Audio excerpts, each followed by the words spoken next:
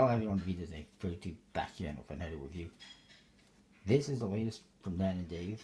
Well, it doesn't really look like a Dan and Dave deck. It is. It is the Sons of Liberty. It says that right here, the Sons of Liberty playing cards. Established 1765. It says made in America on top, and a Roman numeral for, I'm guessing, 2016 on the bottom. I'm not even sure. It's a Roman numeral for something, some year.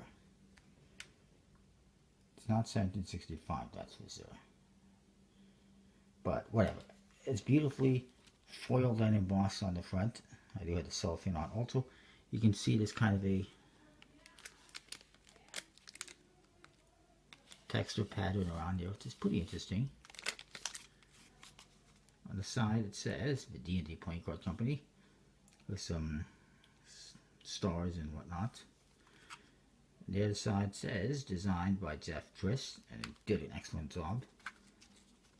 Don't know if he's designed any other decks. At the top looks like it says the Sons of Liberty under the seal at the bottom.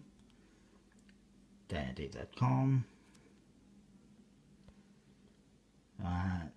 Just some information on Dan and Dave and a barcode. The back, you see the back design in gold foil, which features all sorts of stuff. American symbolism with the eagles, and there's a SL in the center that's mirror image for Sons of Liberty. And other stuff I won't take a look at better, but it's just beautifully foiled and embossed. The seal I really like, the skull and crossbones. And it says void on his forehead. And it's a stamp type seal. And on top of that, it's a paper, like a cardboard, like not a cardboard, but it's definitely a paper. It's not like a regular sticker one. It's a little bit thicker, rougher, I guess. Which is pretty interesting. On the flap is a bunch of stars in foil, and it says Liberty or Death. And then here we get, it's kind of a snake.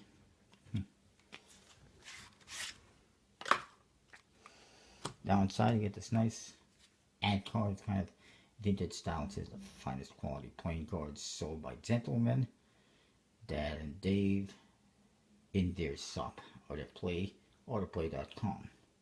So I guess Autoplay is owned by Dan and Dave now. Huh. Weird. And there is some kind of a printing machine there or something.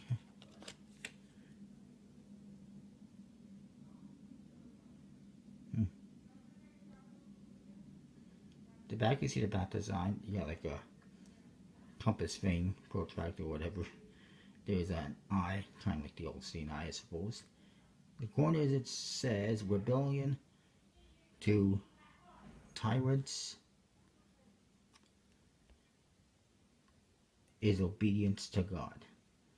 Rebellion to tyrants is obedience to God. It's pretty interesting. There's a bell, I'm guessing that's Liberty Bell. And again, the LS in the center, mirror image, eagles, all sorts of like American symbolism. This deck is all about basically this, the war. For the America, it was all about the independence. It says liberty will reign in America.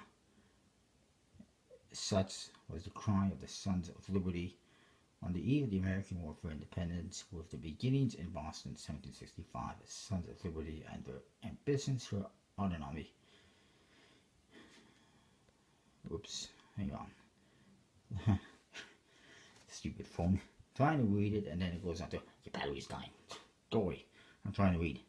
Anyways, it says, on the eve of the American War for Independence, blah blah, the Sons of Liberty and their ambitions for autonomy from the Great Britain soon spread throughout the 13 colonies, including such feats as the Boston Tea Party. These firebrands had their firebrands, it's kind of weird, had their hand in many an undertaking to resist the oppression of British rule. We invite you to step back in time with us to an era where the freedoms we have today were something that had to be fought and bled for. In recognition, we gather around the Liberty Tree as those brave men and women before us and take up the call of freedom. Could you imagine if they had lost? Right now, they could have been the United States of Canada instead of the United States of America. Now, that would have been funny. Interesting. But it didn't happen. But it's a really cool deck. I just kind of have to question why they didn't release this in, like, I don't know, June, July, you know, Independence Day, whatever. The Jokers, you get that. Apparently they're going to take somebody's head off or imprison somebody and threaten them to do something. But anyways, you get one in black, one in red. It's pretty cool. Simple, effective. The Ace of Spades I really like. I like these fonts in the indexes. It says on here, again, you get the Roman numerals and drops of like rain or blood, looks like. You get this Tree of Liberty, and says the Sons of Liberty playing cards, established 1765. At the bottom, you get the snake, kind of the infinity symbol, and it says designed by Jeff Triss for the D&D playing card company. It's really nice. Back design is nice as well. More on that in a bit. The court cards feature all sorts of figures from that era, soldiers. You see images in the background as well, them playing drums and the flute. Black are in black, the red are in red. This is Jesse Washington, Lincoln, whoever. One of them, I can't recall which one. Building stuff. More guys in the background there you see. Just really cool, really nicely done. Beautiful illustrations, especially, you know, adding in these little illustrations and details in the background, which wasn't even necessary. It would have been fine as is. Look out, woman with a gun. Unfortunately, I'm guessing most of these people are somebody of importance, but I don't recognize them because I'm not American. I'm not all up on American history, as you can probably tell, but it is what it is. Number cards. Come on, there you go. Nice custom pips and everything. They got a bit of like dirt to them, as you can see. Giving them a bit of an aged look. Even fading on the pips and everything. Different pip orientations, as you can see. They're pretty interesting. And that's that. So, let's look at these wonderful cards. And the other aces, by the way, are just basically standard.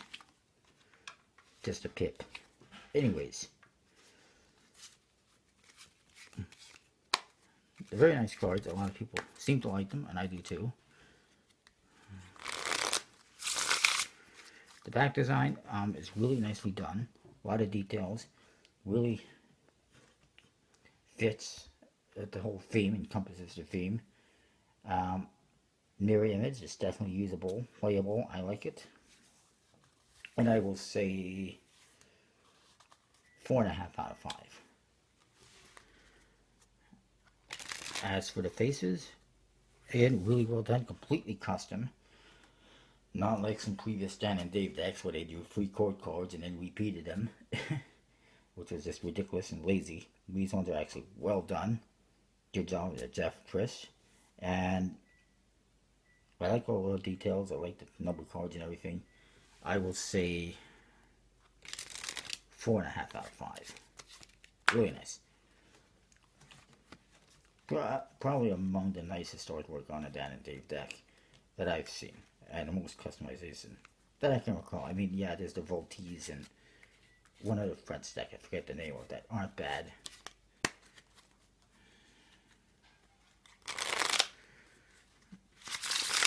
But it is what it is. Usability. Well, there's no suit indicators on the court card, but they're still easy to identify with the indexes. Yeah, it's pretty usable. I'll say 4.5, 4 out of 5 maybe. Reusability, it's definitely could be used for playing cards or Magic. a little bit harder because it's not as familiar looking, but still usable. So I'll probably say, you know what, I'll say 4.25 out of 5 at the very least. Handling wise, printed by USPC, bicycle stock, aircrest and finish, it seems. Pretty good. I will say again, 4.25 out of 5. Overall, good solid effort. I really like the artwork. Even though it's not the most practical for playing poker or something like that, or doing magic tricks, it's really nicely done, well put together. And I will say overall 4.5 out of 5. That is what I got. Don't forget to check out collectiblepointcards.com. Use the code VJOSE32 to get 10% off your order each and every time. Comment, rate, subscribe. I'll see you next time. Thanks for watching.